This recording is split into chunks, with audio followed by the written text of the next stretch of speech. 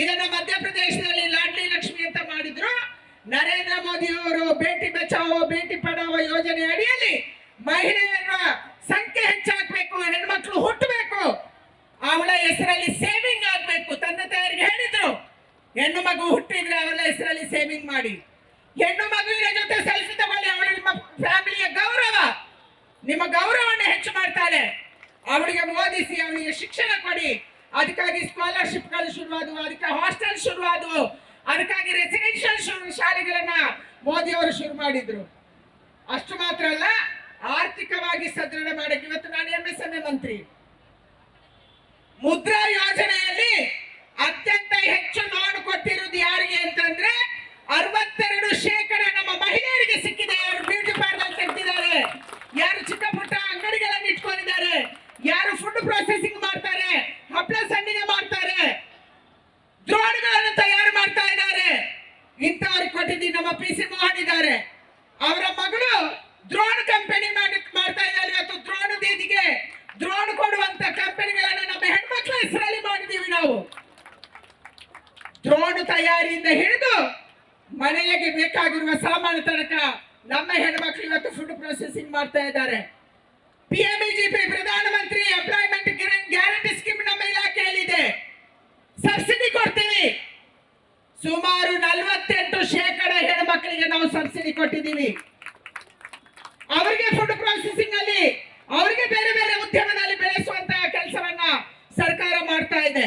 ದ್ರೋಣ ದೀದಿ ಅಂದ್ರೆ ಅದು ಪುರುಷ ಅಂತ ಹೇಳಿಲ್ಲ, ದ್ರೋಣ ಮ್ಯಾನ್ ಅಂತ ಹೇಳಿಲ್ಲ, ದ್ರೋಣ ದೀದಿ ಆದ್ರು ನಮ್ಮ ತಾಯಂದ್ರು. ಇವತ್ತು ನಮ್ಮ ಅಗ್ರಿಕಲ್ಚರ್ ಫೀಲ್ಡ್ಗೆ, ನಮ್ಮ ತೋಟಗಳಿಗೆ, ಹೊಲಕ್ಕೆ ಔಷಧಿ ಸಿಂಪಡಣೆ ಮಾಡಬೇಕು ಅಂದ್ರೆ ಹಿಂದೆ ಮಾಸ್ಕ್ ಹಾಕೊಂಡು ಡಬ್ಬ ಕಟ್ಕೊಂಡು ಹಿಂಗೆ ಸಿಂಪಡಣೆ ಮಾಡುವುದನ್ನು ನೀವು ಹಳ್ಳಿಗಳಲ್ಲಿ ನೋಡಿರ್ಬೋದು. ಆದ್ರೆ ಇವತ್ತು ದ್ರೋಣ ಮಾಡುತ್ತೆ. ನೀರು ಎಷ್ಟು ಬಿಡಬೇಕಂತ ದ್ರೋಣ ನಿರ್ಧಾರ ಮಾಡುತ್ತೆ.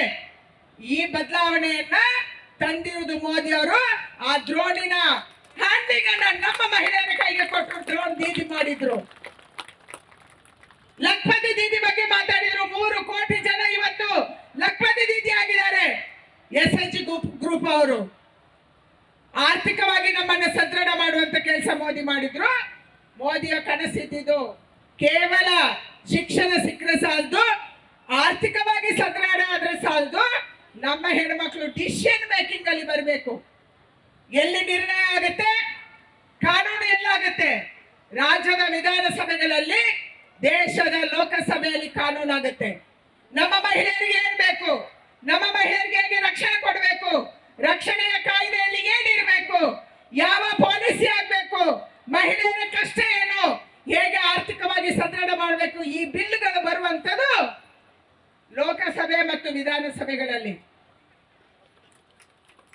ಮೋದಿಯವರ ಅಪೇಕ್ಷೆ ಇರುವಂತದ್ದು 50% ಮಹಿಳೆಯರ ಧ್ವನಿ ಇಲ್ಲದೆ ಆಗಬಾರ್ದು.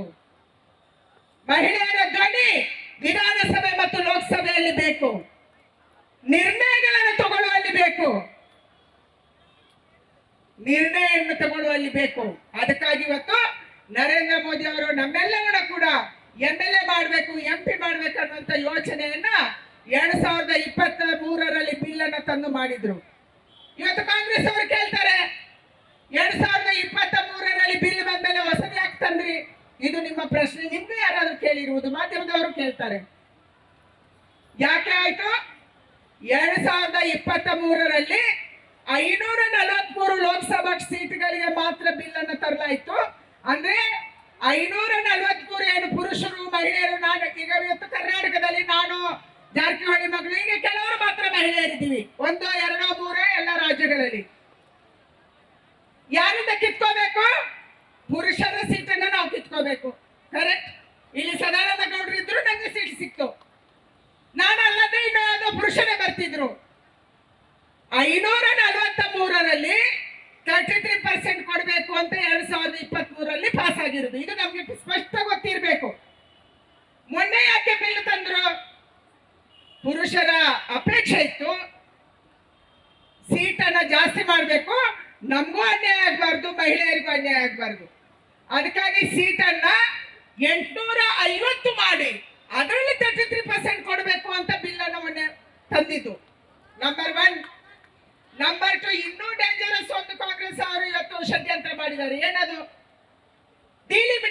ಬಗ್ಗೆ ಹಲವಾರು ಜನ ಅಣ್ಣ ತಮ್ಮಂದ್ರು ನೀವೆಲ್ಲ ಮಾತಾಡುವವರು ಇಲ್ಲಿ ನಿಂತಿದ್ದೀರಿ, ಭಾಷಣ ಮಾಡುವವರು ನಿಂತಿದ್ದೀರಿ.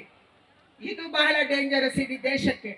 ಮೊನ್ನೇನು ವಿರೋಧ ಮಾಡಿದ್ರಲ್ಲ, ಡಿಲಿಮಿಟೇಷನ್ ಅನ್ನು ಎಷ್ಟು ತಂದ್ರು?